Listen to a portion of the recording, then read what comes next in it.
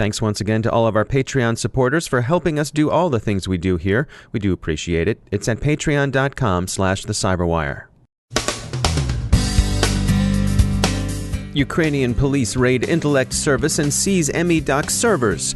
Ukraine's Interior Ministry says this stopped a second wave of NotPetya. Affected companies continue to recover from the NotPetya infestation. U.S. Cyber Command prepares to parry hybrid warfare. A spyware campaign hits Chinese-language news services. The EU considers adopting a right to repair. And medical information sharing runs into problems in the UK.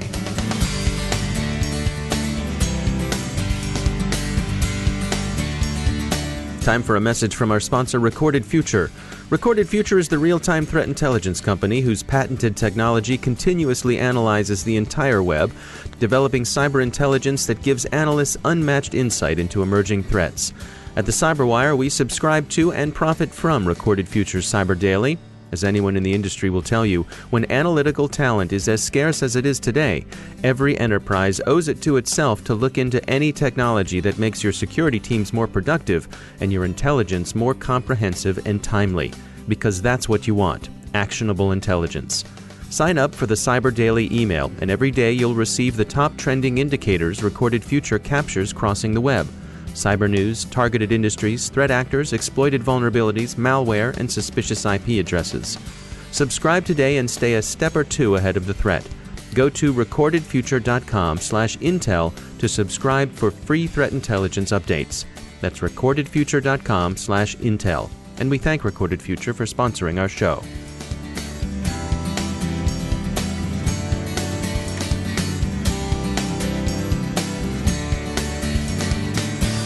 Major funding for the Cyberwire podcast is provided by Cylance. I'm Dave Bittner in Baltimore with your Cyberwire summary for Thursday, July 6th, 2017. It seems that ME-DOC, the Ukraine's widely used equivalent of TurboTax, was the way the attackers behind NotPetya got their malware onto its victims' systems. Ukrainian authorities certainly think so. On Thursday, they raided Intellect Service, whose ME-DOC tax accounting software is believed to be the initial source of NotPetya, which we'll henceforth simply call NotPetya. They seized servers they say were primed to release a second wave of the non-ransomware. Affected firms' recovery from NotPetya continued this week, but slowly and painfully. The shipping industry in particular appears to be taking the lessons of NotPetya to heart, especially as it increasingly depends upon robotic material handling equipment in ports and on increasing use of autonomous vehicles. Manufacturing was also hit, and companies have yet to fully recover in that sector either. Consumer goods manufacturer Reckitt Benckiser said Thursday that manufacturing disruption by NotPetya had cost it, so far, £100 million in lost revenue. UK-based Reckitt Benckiser produces several brands you may be familiar with, including Dettol, Harpic, Gaviscon, Clearasil, and Durex. It's unsurprising that adoption of new technologies increases attack surface, but it's striking to see the extent to which recovery from NotPetya drove logistics firms in particular to manual fallbacks and shut down manufacturing lines entirely. Intellect Service says it's not responsible for the malware and that its networks had been compromised by hackers. Those hackers, Ukraine continues to maintain, were in the service of Russian government, which attribution, of course, Russia continues to deny. People purporting to be the controllers of NotPetya gave Motherboard an apparent demonstration of ability to decrypt affected files, but the demonstration was too limited to carry conviction. Security experts continue to regard NotPetya as not having been ransomware at all. Most observers are inclined to credit Ukraine's suspicions, and other governments remain wary. Germany, for one, expects to be on the receiving end of attempts to disrupt its September elections. That country's domestic security service doesn't think there will be an effort to support one candidate over another, but rather that hostile actors, read Russia, will seek generally to discredit German political institutions. A researcher at the University of Southern California says he's found signs that the same Twitter bots that opposed Clinton's presidential campaign in the U.S. did the same to Macron's in France. His paper is still under review, but early reports say he thinks he's found signs of bots for hire that lie dormant until called into campaign season service. If such operations constitute Russian hybrid warfare, recently concluded U.S. Cyber Command exercises afford some insight into how at least one Western power sees itself parrying them. Cyber operations are increasingly integrated with more traditional electronic warfare and signals disciplines, and even information operations are finding their way onto the battlefield. The University of Toronto's Citizen Lab reports a cyber espionage campaign targeting Chinese-language news sources. No attribution, but it looks like the Chinese government. The Chinese-language sources being surveilled are generally located outside of China proper and primarily serve the Chinese diaspora. The hackers appear to be located in the PRC itself. So Citizen Lab isn't saying it's the Chinese government, but it's the Chinese government. Coincidentally or not, online leaks about corruption have begun playing a larger role in Chinese domestic politics. Fileless attacks continue to be an expanding threat, and we check in with CrowdStrike's Dan Larson for some updates on protecting yourself against them. It starts by not writing anything to disk, thus the term fileless. No files are written to disk, but it doesn't end there. Typically after that, they will use built-in tools like PowerShell or WMI to live off the land to accomplish their goals. And then the third characteristic is that they persist in a very stealthy manner. So they set up backdoors that a traditional tool wouldn't be able to, detect or prevent. So help me understand, the attack itself is fileless, but it can make changes to existing files? Yeah, exactly. So I think it's important to understand the backstory here a little bit to understand the motivation of the attacker. So, they work from the assumption that the industry standard protection is in place, right? And antivirus technology, in their minds anyway, is likely to be installed on the endpoint, and that's the thing they need to get around. 10 years ago, that was pretty easy. All you had to do was make a new variant before the AV company could update their signatures, and you'd have an easy go of it. But a really important thing happened 10 years ago, which is the AV companies started using cloud-based reputation services that would identify the prevalence and provenance of new samples. And it was that moment when things really changed for the attacker. They said just making a new file as an evasion technique won't work anymore. So I need to step up my game. I need to do something other than just make new variants. And while there's a number of things they're doing now, the most common one is exploit kits. So you simply have to, visit a website. You don't have to download a file. You don't have to execute anything. You visit a website, it looks for vulnerability, and if it's able to exploit the vulnerability, it will start running in memory. People have to understand that this kind of technique is the new normal. According to our own data, when we respond to incidents, 8 out of 10 times the initial infection was from a fileless attack. And even bigger, broader data sets like the Verizon Data Breach Report, they say it's 50-50. So this is not an exotic, special kind of attack that's limited to small groups of people.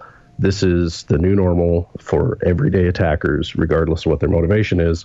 And it's not something that's just reserved, for big governments or big business. This is the reality of the new threat landscape for all of us.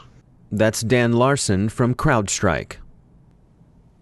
The UK's Information Commissioner's Office, the ICO, ruled this week that the Royal Free National Health System Trust illegally shared data with Google's DeepMind.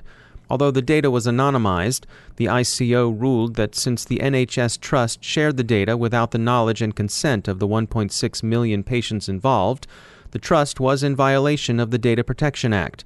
The implied consent that Royal Free and Google argued didn't fly, especially since Royal Free didn't conduct its required privacy assessment until after it had shared the information with DeepMind.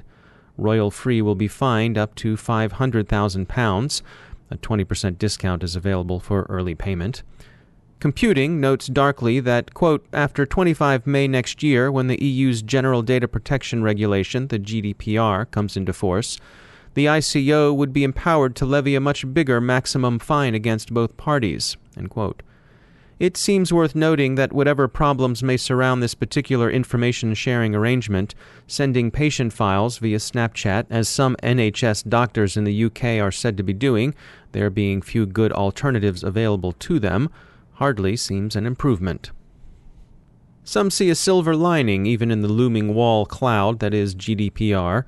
A piece in Healthcare Informatics argues that GDPR will have a salutary effect by driving faster international adoption of interoperability standards, including HL7's FHIR, the Fast Healthcare Interoperability Resources. Still, other observers see GDPR as fostering the growth of a healthy security culture. Time will tell, actually about 10 months from now, whether the optimists or the pessimists had it right. The European Parliament considers adding a right to repair to the EU's enumerated cyber rights. The proposed measure is being characterized as a blow against planned obsolescence, expected to have collateral benefits in terms of sustainability, environmental friendliness, and in the creation of jobs in repair shops. And finally, remember the crackers with attitude, straight out of North Wilkesboro or maybe Morehead City? The first member copped a plea back in January, and he's received 2 years at Club Fed. Confederates await their fate in U.S. and U.K. courts. Now I'd like to tell you about some research from our sponsor Delta Risk. We all depend on the power grid. You've heard a lot over the last few months about the grid's vulnerability. Crash override, in particular, threw a scare into the energy distribution sector. It's a real threat, and its masters demonstrated what they can do last December in Ukraine. Even a minor disruption to the power grid could be devastating to all of us. Download Delta Risk's new white paper, Cybersecurity and the Grid, the Definitive Guide, for insight into how the North American power grid works, an overview of current regulations, and a look at potential cyber threats. You'll find the guide at deltarisk.com/grid-whitepaper. Delta Risk LLC, a Chertoff Group company, is a global provider of strategic advice, cybersecurity, and risk management services to commercial and government clients. Learn more about Delta Risk by visiting deltarisk.com, and while you're there, get that guide to cybersecurity for the grid. It's deltarisk.com/grid-whitepaper. And we thank Delta Risk for sponsoring our show.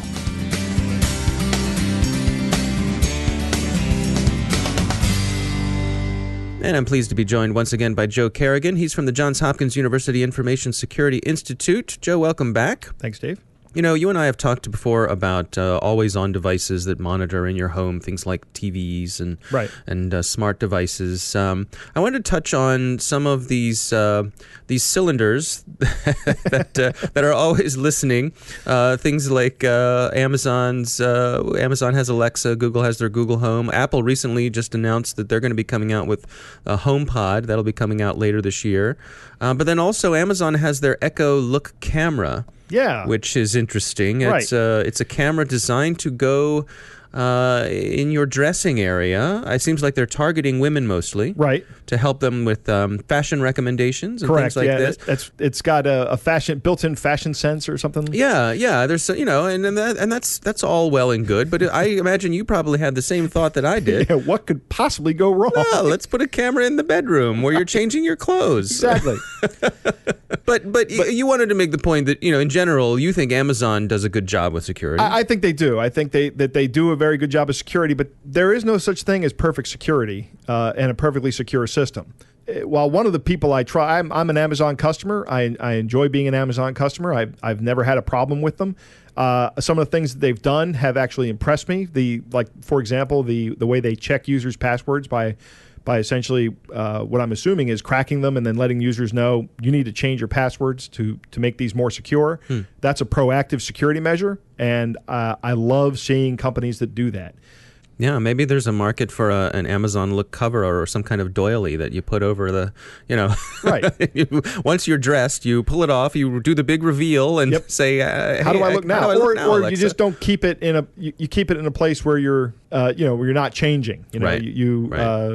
Or maybe like you suggest, a cover. I think that might be the best thing, because I can't think of a place in my house where I'm 100% sure that I'm not going to be walking around in a state that I'm okay with everybody seeing me. That's right. Well, you shouldn't have to think about it. Right? Inside your own home, you shouldn't have to think about it. Exactly. And I go back to the story about when the Amazon Echo came out, and I was like, excited about it. This sounds great. And I said to my wife, we should get one of these. And then she says, I can't believe you, of all people, want to put essentially a bug in your house.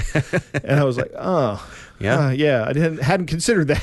Yep. Convenience over security, Joe. People choose convenience every single time. They do. All right.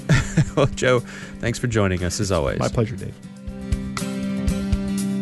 And that's the Cyberwire. Thanks to all of our sponsors who make the Cyberwire possible, especially to our sustaining sponsor, Cylance. To find out how Cylance can help protect you using artificial intelligence, visit Cylance.com. The Cyberwire podcast is produced by Pratt Street Media. Our editor is John Petrick, social media editor is Jennifer Iben, and our technical editor is Chris Russell. Our executive editor is Peter Kilpie, and I'm Dave Bittner. Thanks for listening.